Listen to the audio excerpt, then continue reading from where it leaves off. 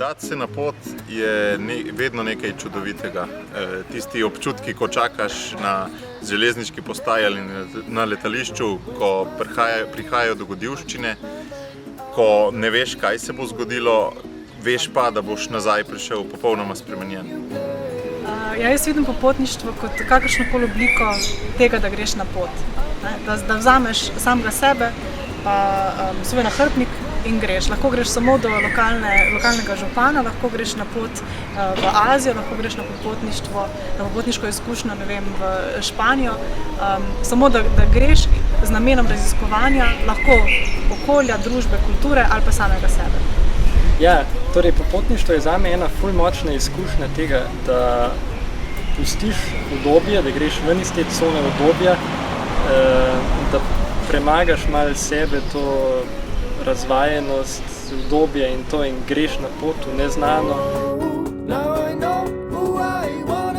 Se mi zdi, da se novinarstvo v zadnjem času precej spreminja, predvsem s pojavom socialnih omrežij. Če je bilo prej zelo enosmerno od medija k uporabnikom, se mi zdi, da je zdaj vsak lahko novinar in hkrati vsak tudi odjemalec informacij.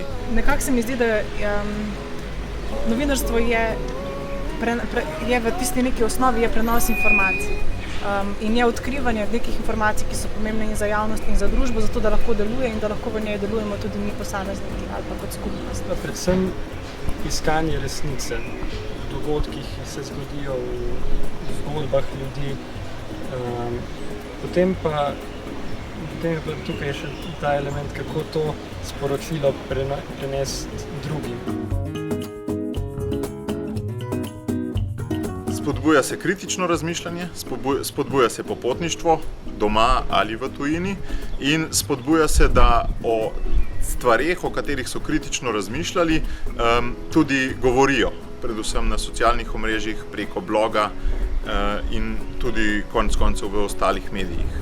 Je prav kombinacija teh dveh stvari, da vzamemo sami sebe, pa tistih nekaj stvari, ki jih imamo, pa svojo radovednost in željo po raziskovanju, in jih povežemo s tem, da o tem, kar raziskujemo, informiramo druge. Kot popotnik prideš tudi tja, kamor recimo mediji ne pridejo. Vidiš dogodke, ki niso objavljeni, vidiš zgodbe ljudi, ki niso na naslovnicah časopisov, internetnih strani. Končni cilj popotniškega novinarstva je, da bi po svetu hodili z odprtimi očmi, opozarjali na nepravilnosti, ki se zgodijo. Se mi zdi, da ni druge, kot da zdaj vsak od nas zagrabi tisti mobitel, nahrbtnik, karkoli pač potrebuje, gre ven, raziskuje, pa ne samo zase, ampak tudi zato, da bo to sporočil svetu. Tako da, akcija. Ja, čak, to še zmer teče.